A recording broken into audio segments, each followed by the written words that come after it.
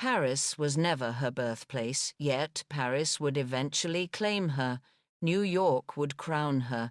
London would measure her fortune, and Melbourne would remember her beginnings. But before all the capitals and the skyscrapers, before the salons and the operas and the paintings, there was only Krakow, a provincial city in the late 19th century, still bound to the partitions of Poland, still caught between empires that tugged at its borders. Krakow gave Helena Rubinstein the first tools she needed: hunger, endurance, and a clear eye for survival. She was born Chagalls Rubinstein in 1872, the eldest of 8 daughters in a modest Jewish family. The Rubinsteins lived close to the Jewish quarter, where language mixed Polish, Yiddish, German, and where girls were rarely granted ambitions beyond marriage and motherhood. But Helena was restless from the start. She noticed faces. She noticed skin. She noticed how women measured their own worth by the reflection in a mirror, and how that reflection was usually tinged with disappointment.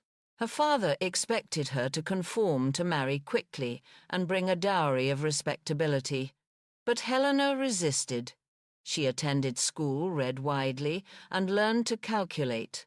More importantly, she learned to argue. Why must beauty be left to chance? She once asked a family friend. The question was childish in form, but radical in its implications. To her, beauty was not simply inherited.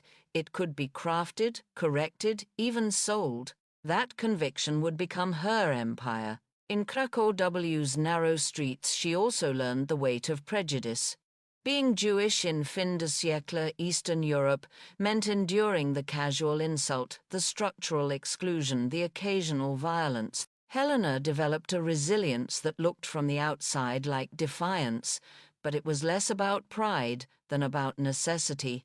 If doors closed, she would build her own. By her late teens, she had already begun to rebel against her family's expectations. Suitors arrived and left. She found none of them equal to her ambition. She wanted the world, not a neighborhood.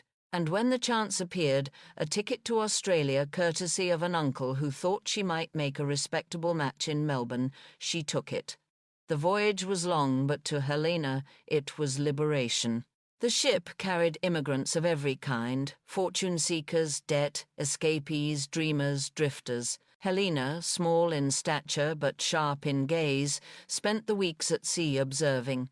She studied the women around her, the dryness of their skin in the salt air, the chapping of their lips, the fatigue etched around their eyes. Most of them had no resources beyond soap and hope. She thought of her mother's homemade creams thick with lanolin from sheep's wool, scented faintly with herbs. She had watched her mother stir those mixtures in their kitchen in Krakow, handing them out to neighbors as small comforts. On deck, Helena realized she might be carrying not just a memory but a secret. Lanolin, she knew, protected skin against the harshest weather. Australia, she had been told, was full of sheep. Perhaps fortune had already stowed away in her luggage, disguised as knowledge. When the ship finally docked in Melbourne, Helena was ready to experiment. Melbourne, in the 1,890 seconds, was prosperous but provincial. The gold rush had built mansions, but the culture lagged behind Europe. For an ambitious immigrant, opportunities were limited unless one could create them. Helena, with her sharp accent and sharper tongue, quickly realized that employment would be difficult. But she also realized that women in Australia, scorched by sun and wind, were desperate for skin relief. She began mixing creams in her boarding house, using lanolin supplied by local sheep farmers. She added almond oil, herbs, and a touch of perfume. The result was a product unlike anything her neighbors had seen. She packaged the cream in simple jars and called it crème Valase. The name suggested European sophistication, though the formula was born of necessity. Word spread quickly. Society, women, always alert for novelty, adopted it first. Then middle-class women followed, saving coins for the promise of smoother skin. Within months, Helena was no longer a curiosity, but a supplier. By the turn of the century, she had opened her first salon in Melbourne, offering not only creams, but consultations. She studied each client, diagnosing skin types, prescribing regimens, speaking with the authority of a doctor, though she had never set foot in medical school. What she sold was not merely a product, it was a system.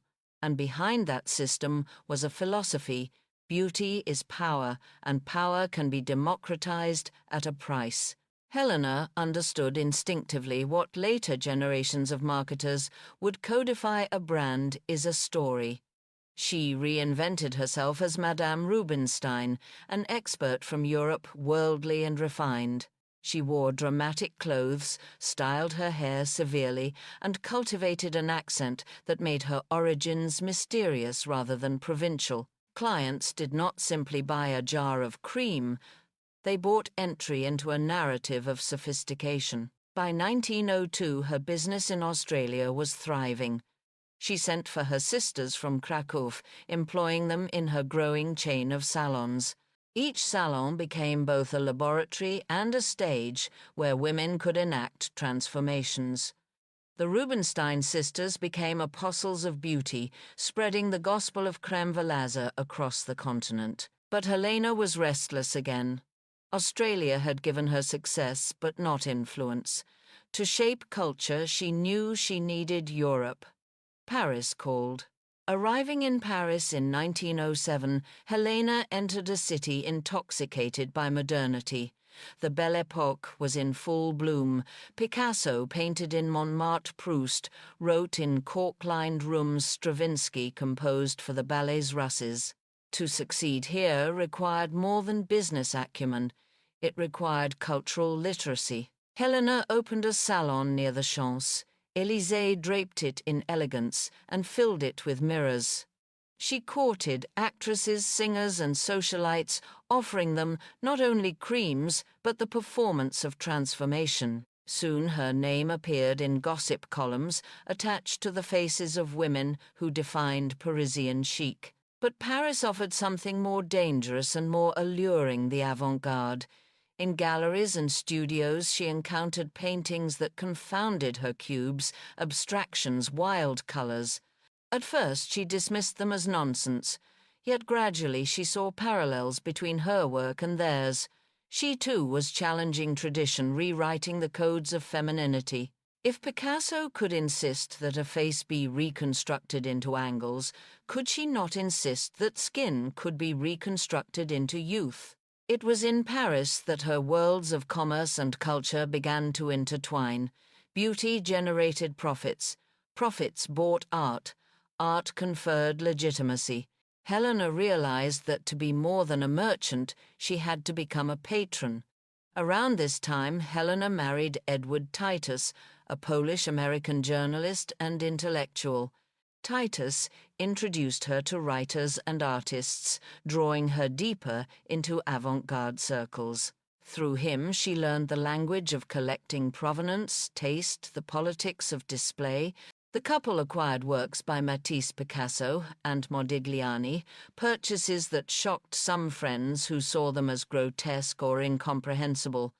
But Helena trusted her instincts. Just as she had recognized the potential of lanolin, she now recognized the potential of modern art to redefine culture. Her salons grew ever more theatrical. She installed art on the walls, blending commerce with curation. Clients waiting for facials might find themselves staring at a Picasso. The effect was deliberate. Beauty was not a frivolous indulgence, but part of a larger movement of modernity. World War I disrupted everything. Supplies vanished, clients fled, Paris darkened. But Helena did not collapse. She relocated temporarily to America, bringing with her the lessons of Paris and the energy of survival. New York proved fertile ground. In a city of immigrants and strivers, her story resonated. She opened a Fifth Avenue salon that combined science with spectacle. Treatments were described in quasi-medical terms. Creams were presented as necessities rather than luxuries. At the same time, she cultivated glamour. Chandeliers sparkled, staff wore uniforms, and every jar carried her signature. By the war's end, Helena Rubinstein was no longer just a name. It was an empire. Branches extended from Melbourne to London, Paris to New York. Rivals emerged, most famously Elizabeth Arden, whose red-doored salons would duel with Rubinstein's for decades. But Helena, hardened by Krakow, tempered by Australia and refined by Paris, never flinched. Competition, she believed, proved the market's size. What distinguished Helena Rubinstein from her competitors was not merely product but ideology. She taught that beauty was not vanity but necessity, a form of social armor. For women entering workplaces, attending universities, or seeking independence appearance could open or close doors. She argued that skincare was not indulgence but preparation. Her advertisements reflected this seriousness. They spoke of science analysis and modern methods. She hired chemists to refine formulas, created classifications for skin types, and insisted that every client could be improved. The message was radical in its own way. Beauty was not bestowed by birth, but could be constructed through knowledge and discipline. At the same time, Helena never forgot the power of spectacle. She herself was small, barely 5 feet, yet she dressed in extravagant gowns and jeweled turbans. She turned her body into an advertisement, proving that reinvention was possible. To see her enter a room was to understand that confidence could be bottled and sold. By the 1,920 Helena Rubinstein was among the wealthiest women in the world. Her fortune allowed her to indulge passions beyond business. Chief among them was art. She collected voraciously, acquiring not only established names but emerging ones. Her apartments became museums filled with Picassos, Dalis, Chagalls, African masks, and jewelry displayed like sculpture. But she did not hoard privately. She lent works to exhibitions, supported young artists, and commissioned portraits. To be painted by an avant-garde artist and to hang in Rubinstein's salon was a mark of arrival. She used her wealth not simply to adorn her walls, but to shape the conversation of modern art. Her philosophy was clear. Just as she democratized beauty, she sought to democratize art. If women of modest means could buy a jar of cream that carried Parisian chic, why should they not also be introduced to the canvases that defined the new century? She blurred the lines between commerce and culture, making each reinforce the other. By the end of the 1,920 Helena Rubinstein was no longer merely a businesswoman. She was a symbol, the poor Jewish girl from Krakow, who had built an empire from sheep's grease and imagination, who now presided over salons that doubled as galleries, who counted among her friends, artists, writers, and politicians. But challenges loomed: the Great Depression, wars yet to come, betrayals in marriage, and the constant battle against age, both her own and her clients'. For Helena, each challenge was an invitation to reinvent, and in reinvention lay not only profit but posterity. If business is theatre, then rivalry is its most reliable drama. By the 1,920 Helena Rubinstein had already conquered Melbourne, Paris, and New York. Her name glittered on jars of cream and above salons draped in velvet. Yet across Manhattan another name was rising in equal splendor: Elizabeth Arden. Arden's salons glowed with red doors, promising refinement to American women eager for sophistication. She marketed in pastel tones, spoke in soothing assurances, and offered beauty as a promise of gentility. Rubinstein, by contrast, thundered with authority-prescribed regimens like a doctor and treated beauty as discipline. The two women never met, and perhaps that was wise. Their contempt for each other was legend. Helena sells hope, Arden once sneered, while I sell results. Rubinstein fired back. Arden sells fantasy, I sell science. Between them they constructed the modern beauty industry, two immigrants, two self-invented women, locked in a duel across continents. The rivalry was more than personal, it was ideological. For Rubinstein, competition validated the seriousness of the market. If Arden offered facials in pastel parlors, Rubinstein would offer laboratories staffed with chemists. If Arden courted debutantes, Rubinstein would court intellectuals and artists. Each step one took the other countered. Their duel elevated the entire industry, drawing women across class lines into the rituals of skincare. Then came the Great Depression. Fortune shrank, markets collapsed, and luxury seemed doomed. Department stores shuttered, banks failed, and unemployment soared. For many businesses tied to appearance, the future looked bleak. But Helena Rubinstein did not retreat. She adapted. Instead of abandoning luxury, she reframed it. Advertisements proclaimed that beauty was not frivolous but essential, a shield against despair. Invest in your face. One campaign urged, for it is the only asset that never depreciates. The slogan was more than clever. It was survival strategy. Helena also adjusted her pricing. She introduced smaller jars at lower costs, ensuring that even women with modest incomes could still afford the reassurance of her creams. In this, she demonstrated a shrewd understanding of psychology. When the world collapses, people cling to rituals. A jar of crème glacée became not merely a cosmetic, but a talisman. The Depression also tested her as a collector. With markets in turmoil, many collectors liquidated. Prices for modern art plummeted. Helena, ever contrarian, bought. She acquired Picassos and Dalis at prices unthinkable a decade earlier. To her downturns were opportunities. Just as she had once recognized the hidden power of lanolin, she now recognized the hidden power of undervalued art.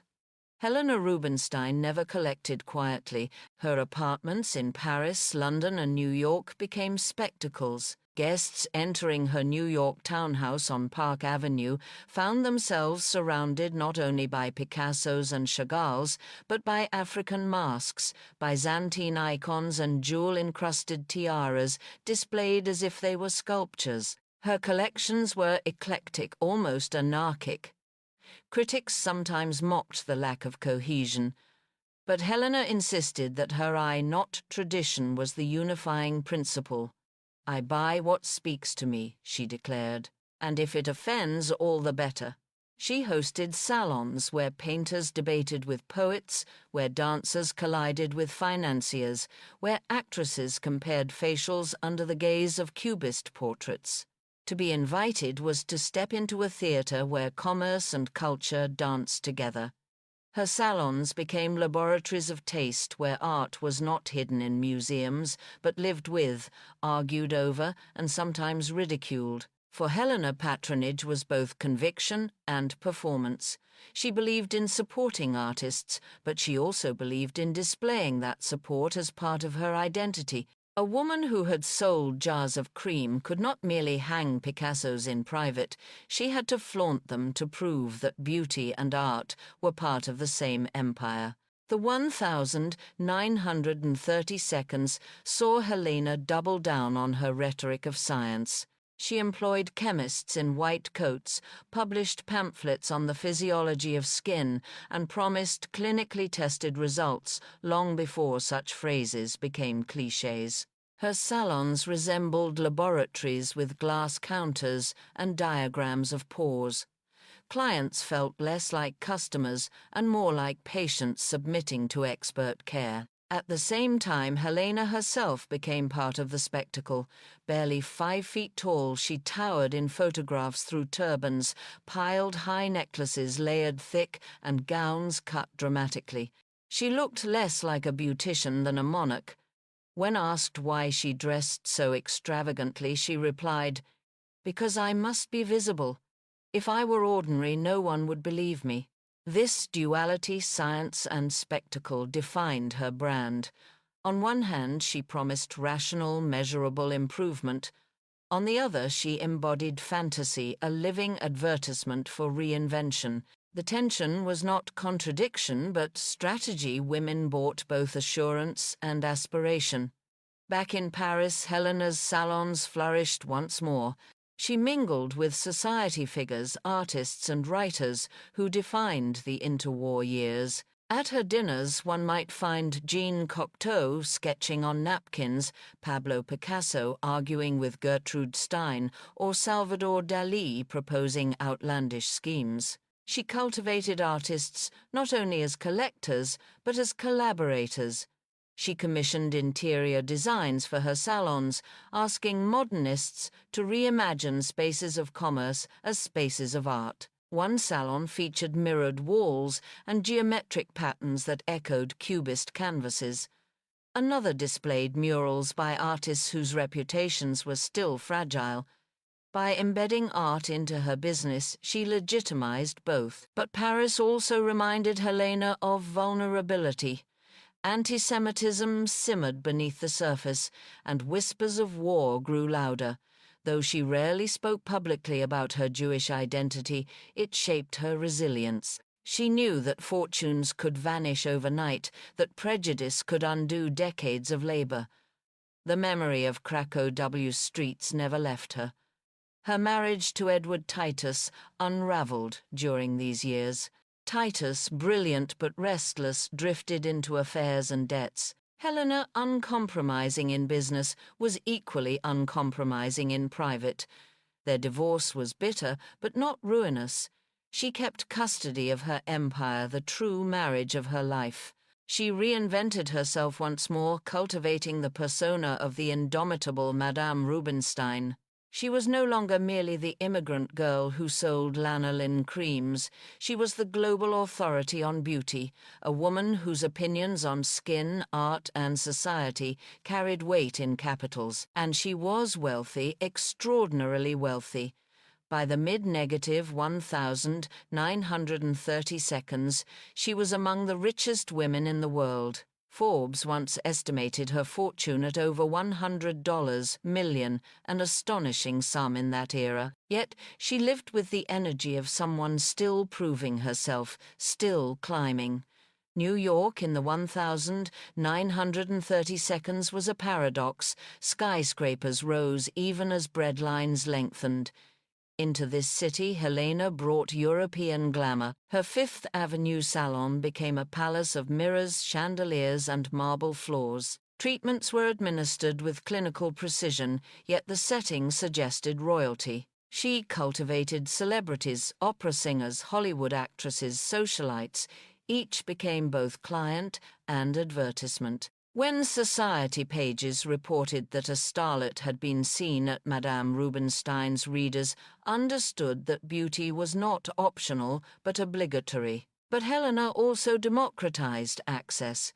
She struck deals with department stores, ensuring that her creams were available not only in salons but in aisles where ordinary women shopped. The paradox deepened exclusivity sold in mass. She managed to convince women that by buying her products they entered a world of refinement, even if they never set foot in her Fifth Avenue palace. By now, her art collection had grown into one of the most eclectic in private hands. She owned Picassos that baffled visitors, Chagalls that enchanted them, Dalis that unsettled them. She also collected African sculpture, textiles, and jewelry, insisting that beauty was not confined to oil on canvas. Critics accused her of vulgarity, of buying too much too quickly, of lacking a coherent philosophy. Helena shrugged. "I do not buy to please critics," she said. "I buy to please my eyes." Yet she understood that art conferred credibility. To be a mere merchant of creams might relegate her to the margins of society. To be a collector of modern art placed her at its center. She positioned herself not simply as a businesswoman but as a patron whose taste mattered, and in doing so she blurred the boundaries between commerce and culture. In 1938, against expectation, Helena married again. Her second husband was Prince Archil Gurielich Konia, a Georgian aristocrat, decades her junior. The marriage raised eyebrows and provoked gossip. Some saw it as a romantic indulgence, others as a calculated alliance. Helena marketed a line of products under his princely name, turning matrimony into merchandising. But personal affairs soon gave way to global catastrophe. World War II erupted, and Paris, her beloved Paris, fell under Nazi occupation. As a Jewish woman, she could not return. She settled instead in America, watching from afar as Europe convulsed. Her fortune insulated her, but the losses were personal friends, displaced communities, destroyed collections, threatened. Yet even in wartime, she refused to retreat. She continued to operate salons, produce creams, and even launch new campaigns. Beauty, she insisted, was not cancelled by war. When everything else is uncertain, she told a journalist, a woman must still have her lipstick. By the 1,940 Helena Rubinstein's identity as a patron of modern art was inseparable from her identity as a beauty tycoon. Museums courted her loans, artists sought her endorsement, and society gossiped about her latest acquisitions. She funded exhibitions, underwrote galleries, and advised young collectors. She believed that art must circulate, not stagnate. Her apartments were constantly rearranged, new pieces entering old ones, leaving the whole collection alive with change. She also began to dream of permanence. What would happen to her collection after her death? How could it survive beyond the fluctuations of fashion? These questions marked the beginning of her transformation, from collector to founder, from consumer of culture to its custodian. By the 1,940 Helena Rubinstein's New York residence had become one of the city's most astonishing private palaces. Located on Park Avenue, the townhouse was less a home than a manifesto. Walls pulsed with modern canvases, Picassos hung beside Chagalls, a Matisse lit the stairwell, a Dalis glared from the drawing room. In the dining room, African masks presided like ancestral spirits. Jewel-like Byzantine icons sparkled under discreet lights. Visitors spoke of sensory overload, a museum condensed into domestic space. Some critics whispered the word vulgar, but others recognized her vision. She was constructing not merely a private collection, but a theater of identity. Each room staged her rise from Krakow to global authority. Each canvas testified that beauty could fund culture, and each artifact announced that commerce and art were not enemies, but conspirators. She received guests there with the confidence of royalty. Society matrons, expecting polite dinners, instead encountered Picasso's fractured faces and Dalis' melting clocks. For many, the shock was deliberate. Rubinstein knew that conversation sharpened when provoked. Just as her creams promised transformation through discomfort, tingling, tightening, peeling, her salons of art promised transformation through provocation. Of all the artists in her collection, Pablo Picasso fascinated her most. She bought his works when many collectors still hesitated, sensing that his distortions carried a new grammar. Where others saw brutality, she saw invention. Her affinity was personal. She, too, had built a career by reshaping faces. Picasso dismantled noses and eyes. She restructured skin with creams and treatments. Both insisted that beauty was not passive, but constructed. She commissioned portraits from artists who interpreted her visage through their own lenses. In one, Picasso reduced her features to angular planes, more emblem than likeness. In another, Dali exaggerated her eyes into surreal orbs. These portraits did not flatter, they challenged, yet Helena embraced them. To hang such images was to announce that she was not afraid of transformation, that she understood beauty's power to disturb as well as to console. For her clients, the message was clear: the woman selling creams was also the woman brave enough to let Picasso dissect her face. Confidence, she implied, was the ultimate cosmetic. Her collecting ambitions eventually spilled into public institutions. In 1959, the Museum of Modern Art in New York mounted an exhibition drawn from her holdings. Critics who once scoffed at her taste were forced to acknowledge its breadth and daring. The show placed her alongside names like Peggy Guggenheim and Gertrude Vanderbilt, Whitney women whose patronage had shaped modern art's American destiny. But Helena wanted more permanent imprint.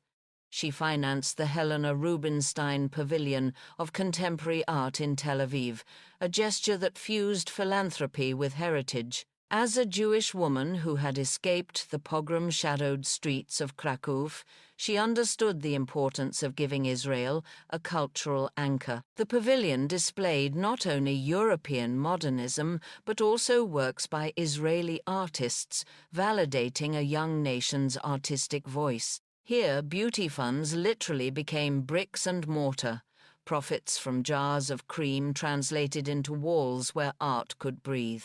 Customers buying moisturizer in Cleveland or Sydney were unwittingly underwriting exhibitions in Tel Aviv. Rubinstein's genius lay in making commerce and culture mutually reinforcing. New York high society, notoriously guarded, at first treated Rubinstein as an outsider, an immigrant, a merchant, a woman who sold jars instead of inheriting jewels. But her persistence wore down prejudice. She hosted dinners where dukes sat beside, dances where financiers confronted canvases they did not understand, and where actresses found themselves debating critics. Gradually, the social pages began to include her name without hesitation. The cosmetics queen was now also the great collector. Even those who dismissed her taste could not ignore her influence. She had purchased her way into the conversation, but she had also earned it through audacity. She once quipped, "There are no ugly women, only lazy ones."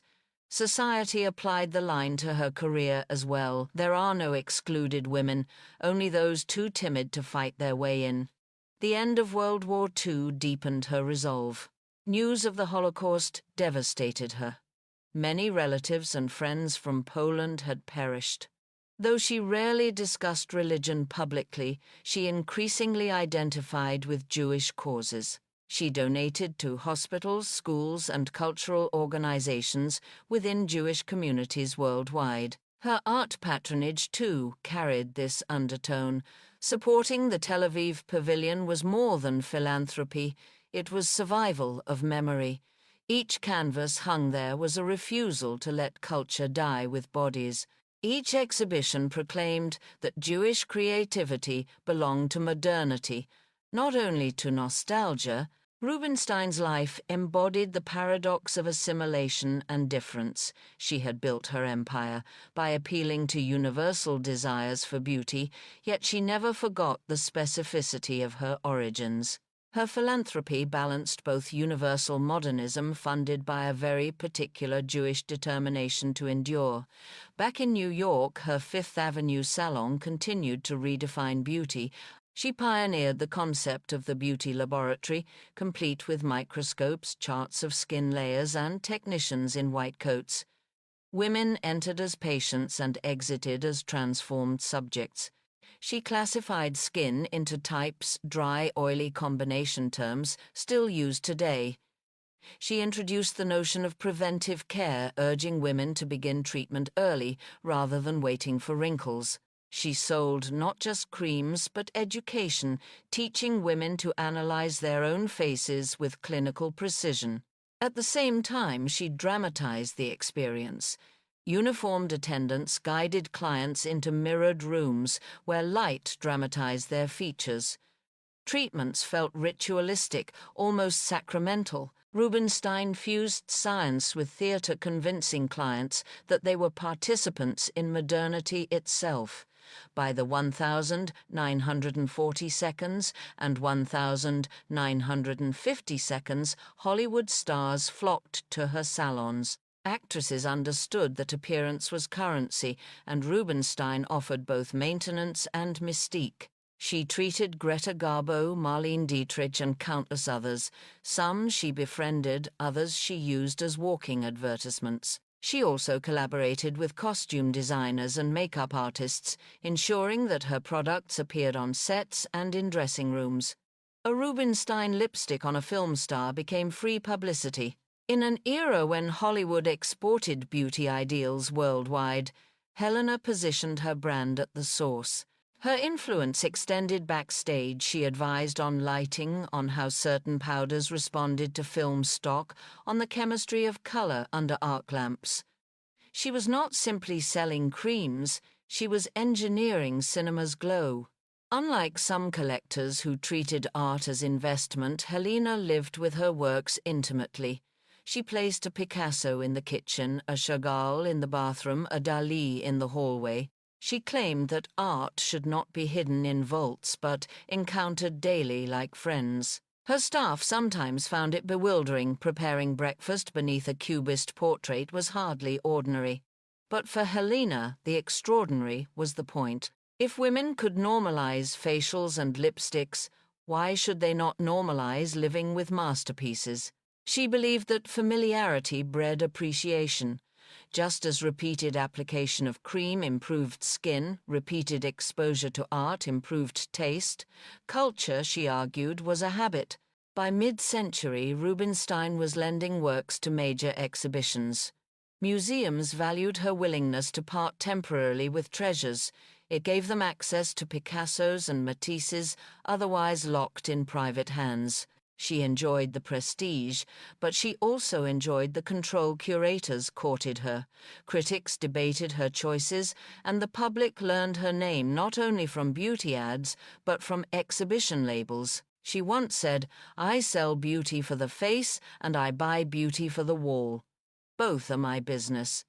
The symmetry was perfect. Cosmetics generated capital. Capital purchased art. Art legitimized cosmetics. Few collectors managed such a closed loop of cultural power. As her fortune grew, Helena began to contemplate permanence. She imagined a museum that would bear her name, a monument not only to the art she loved, but to the woman she had become. The idea was both egotistical and visionary. She understood that legacies fade unless concretized in institutions. She began planning, drafting, negotiating.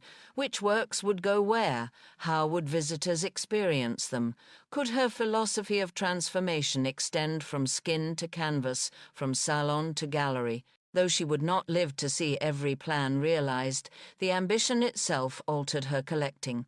She bought with an eye to narrative, considering how pieces might converse in public rather than merely decorate private rooms. She was curating a museum of the self, not in vanity alone, but in recognition that her life had fused commerce and culture in ways no one else had attempted. By the 1,950 Helena Rubinstein had become unmistakable in appearance. Photographs show her in towering turbans, ropes of pearls, brooches shaped like animals, gowns patterned with audacity. She looked less like a business executive than like a queen of some invented realm. This was intentional. Style was her armor. In boardrooms dominated by men, in art circles dominated by aristocrats, she compensated for her lack of pedigree with overwhelming presence. To underestimate her because of her size under 5 feet was a mistake many rivals made once. Her style also reinforced her philosophy. Beauty was power, and power was visible. She was living proof that cosmetics were not trivial, but transformative. Every newspaper photograph, every magazine spread became unpaid advertising.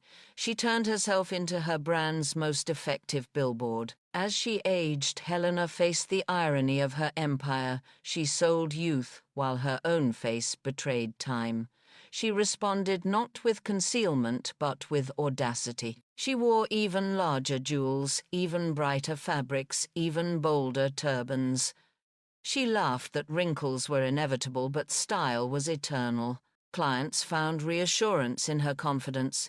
If the Queen of Cosmetics could age without apology, perhaps they could too. Helena turned her own aging into another lesson that beauty was not the absence of years, but the presence of vitality. By the 1,950 Helena Rubinstein's empire stretched across continents. Her name appeared in department stores from New York to Buenos Aires, London to Sydney. The post-war boom fueled a surge in consumer culture, and Rubinstein seized the moment. While other luxury brands hesitated, fearing that mass distribution might tarnish exclusivity, she expanded aggressively. Her advertisements spoke the language of modernity, science, progress, efficiency. She promised creams that contained vitamins, serums, infused with hormones, treatments that echoed the vocabulary of medicine. She hired dermatologists and chemists, ensuring that every product was marketed as more than mere makeup. To purchase Rubinstein's creams was to participate in a scientific revolution for the skin, but she also understood the need for fantasy. Campaigns featured glamorous models draped in pearls, salons glowed with chandeliers, and her personal image, jeweled turbans, dramatic gowns appeared in magazines. She straddled both worlds, rational science and extravagant spectacle. Women trusted her because she embodied both. In New York, her Fifth Avenue salon evolved into what she called the House of Beauty. Entire floors were devoted to treatments. Electrical machines promised to stimulate circulation. Ultraviolet lamps claimed to rejuvenate tissue. Powders were matched to skin tones with mathematical precision. Attendants wore white uniforms, lending the air of a clinic. She published manuals on skin care detailing regimens for every age. "There are no ugly women," she insisted, "only lazy ones." The phrase became both slogan and challenge, pushing women to invest in their appearance as a duty. Beauty was no longer a frivolity, it was a discipline. Her approach influenced the entire industry. Competitors scrambled to match her rhetoric of science, her integration of laboratories into marketing, her insistence that every woman could and should manage her face as carefully as her finances. By mid-century, Helena Rubinstein began to channel her fortune into philanthropy. She endowed foundations supporting medical research, particularly in dermatology and ophthalmology. She funded scholarships for women in science, insisting that opportunities denied to her generation should not be denied to the next. In 1953, she established the Helena Rubinstein Foundation, which became a major benefactor of educational, scientific, and cultural initiatives. Hospitals received grants, universities established fellowships, museums mounted exhibitions with her support. She viewed philanthropy as both obligation and strategy. It ensured her legacy, while reinforcing her brand as synonymous with progress. Her giving reflected her dual identity. As a businesswoman, she invested in science that validated her products. As a collector, she invested in art that validated her taste. As a Jewish immigrant, she invested in education and cultural institutions that defended memory against erasure. In 1964, Rubinstein stunned the art world by announcing a massive auction of her collection. Over decades, she had amassed thousands of works: Picassos, Dalis Matisses, African masks, jewelry, rare textiles. Now she was selling. Critics accused her of inconsistency. How could a self-proclaimed patron liquidate her treasures? Was it greed, whim, or shrewd calculation? Helena shrugged. She claimed she wanted to reorganize, to prevent clutter, to refresh her surroundings. But the auction also demonstrated her pragmatism. Art was not only cultural capital but financial capital, and she was unafraid to treat it as such. The sales broke records, drawing collectors from across the globe. Some mourned the dispersal, others marveled at her ability to command headlines once more. She had turned even divestment into spectacle. Yet she continued to buy, replenishing what she sold. Her apartments remained vibrant, museums constantly shifting. For Helena, collecting was never about permanence, but about momentum. One of her proudest achievements was the Helena Rubinstein Pavilion of Contemporary Art in Tel Aviv, opened in 1959. The pavilion housed exhibitions of modern art, both European and Israeli, and signaled Israel's place in global cultural networks. For Helena, the pavilion fused business, art, and identity. It proclaimed that a Jewish immigrant who had once fled prejudice could now return triumphant as benefactor. It also linked her brand to the new state of Israel, associating her creams not only with beauty, but with cultural endurance.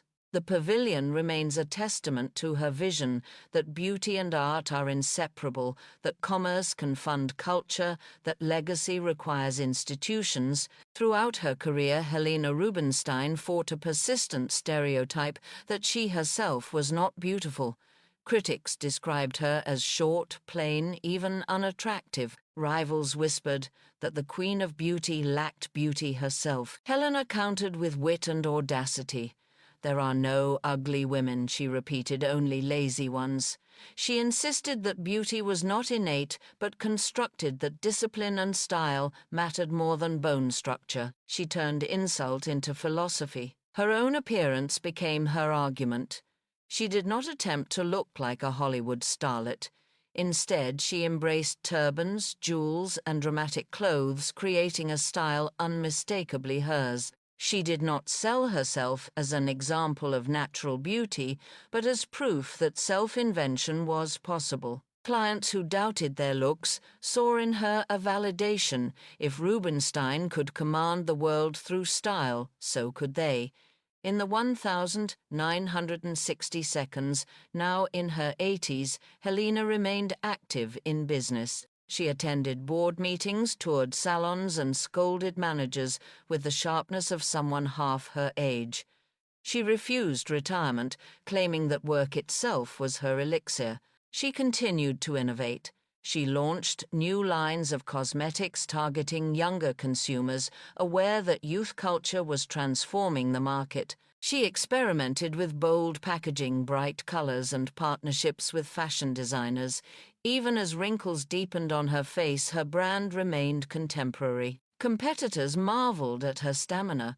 Elizabeth Arden had died in 1966, but Helena pressed on, determined not to cede the stage. She seemed to feed on rivalry, as if opposition itself were a form of nourishment.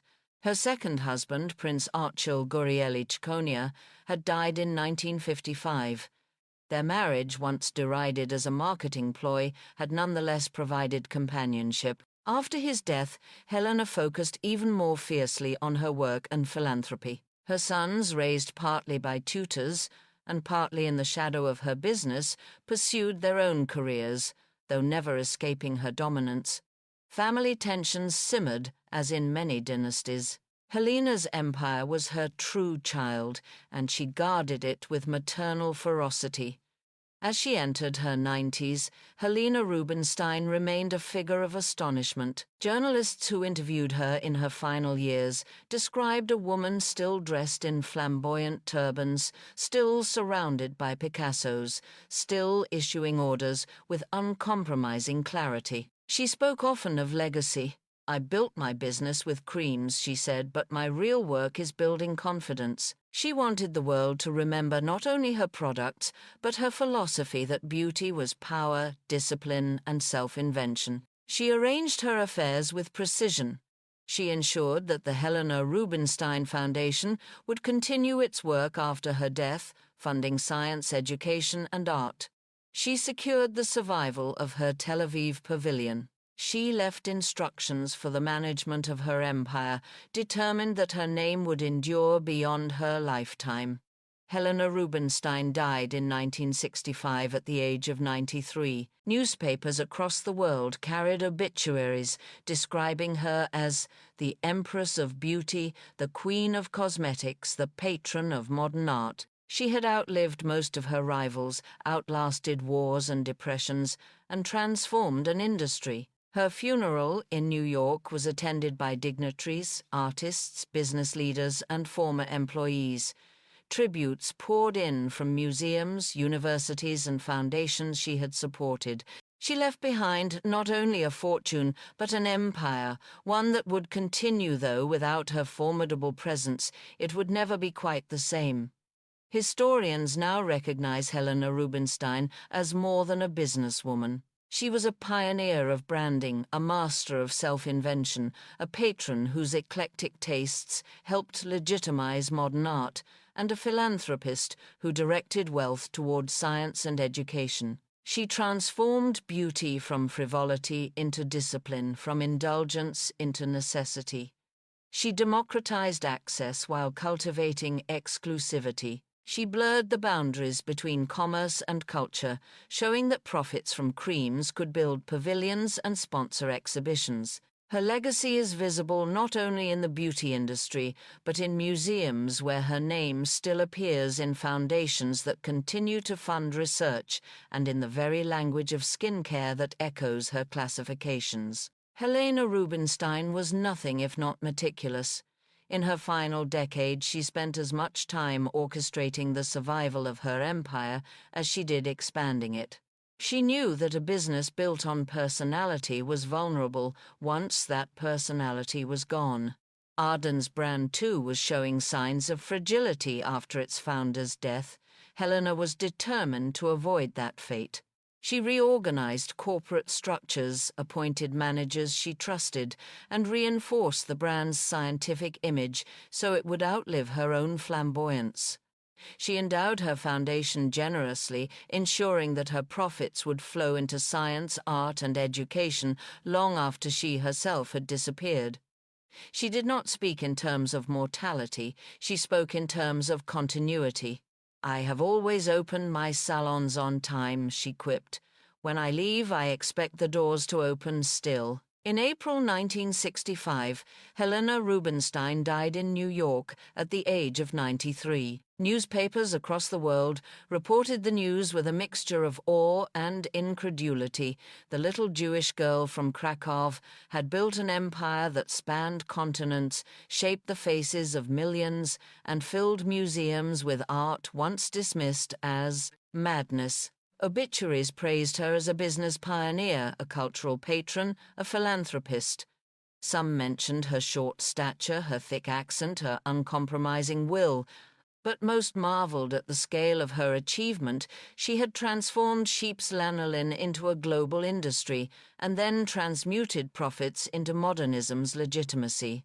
Her funeral was attended by artists, socialites, scientists, and former employees. It felt less like the passing of an individual than the end of an era. After her death, the company changed hands multiple times. Without her iron grip, it struggled to maintain the same authority. Managers came and went. Product lines shifted. Competitors surged. Eventually, the brand became part of larger corporate conglomerates, its founder's name surviving mostly as a logo. Yet the memory of Madame Rubinstein persisted. Advertisements still featured her quotes, magazines still recalled her turbans, and salons still bore her initials. In a sense, she had succeeded. Her persona remained inseparable from her products even when others controlled them. Her art collection underwent a similar fate. Some pieces entered museums, others were sold at auction. Critics lamented the dispersal, but the sales also spread her influence. Works once crowded into her Park Avenue townhouse now hung in institutions across the world, their provenance marked by her name. To encounter a Picasso or a Chagall with the label formerly collection of Helena Rubinstein was to glimpse her shadow. Her Tel Aviv pavilion endured, preserving her commitment to Israel's cultural landscape. The Helena Rubinstein Foundation continued funding art and science. Her legacy, though fragmented, remained visible in multiple arenas. In the decades since her death, Helena Rubinstein has been remembered in many ways. Business historians hail her as a pioneer of branding, one of the first to transform cosmetics into a science-driven global industry. Feminist scholars point to her as proof that a woman born without privilege could dominate markets, command boardrooms, and rival men in wealth. Cultural critics examine her collecting as both audacious and erratic, noting her willingness to buy what others despised, her refusal to follow orthodox taste.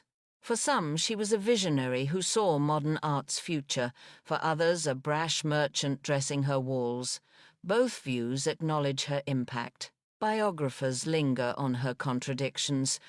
A woman who democratized beauty yet lived in extravagant exclusivity, who fought prejudice yet sometimes echoed its harsh judgments, who claimed science but revelled in spectacle.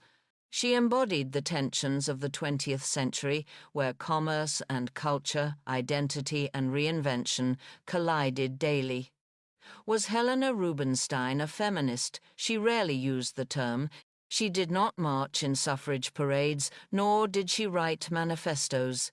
Yet her life constituted a form of feminism in practice. She built an empire without male sponsors, supported women scientists, and proved that wealth could secure autonomy. She also reshaped the relationship between women and their bodies. By insisting that beauty was not trivial but essential, she challenged patriarchal dismissals of appearance. Critics argue that she also reinforced pressure on women to conform. But for many clients, her message was liberating. They could control how they looked rather than submit to fate. Her feminism was pragmatic, rooted in commerce, sometimes contradictory, but it expanded possibilities. In that sense, she joined the ranks of women who changed the world, not by theory, but by enterprise. Looking back, Helena Rubinstein's greatest innovation may have been to link two domains rarely combined, beauty and art. She saw that cosmetics generated profit, and profit could buy credibility.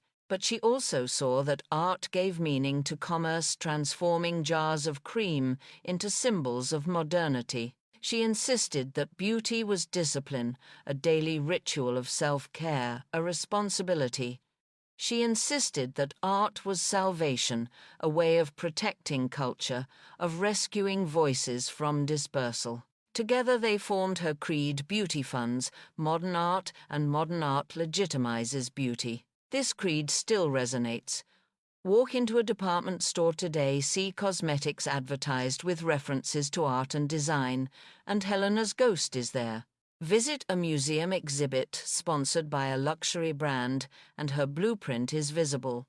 The intersection she pioneered has become common ground.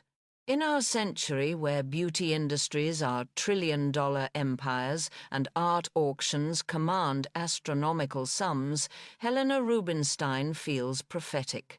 She anticipated influencer culture by turning herself into her brand. She anticipated globalization by operating across continents.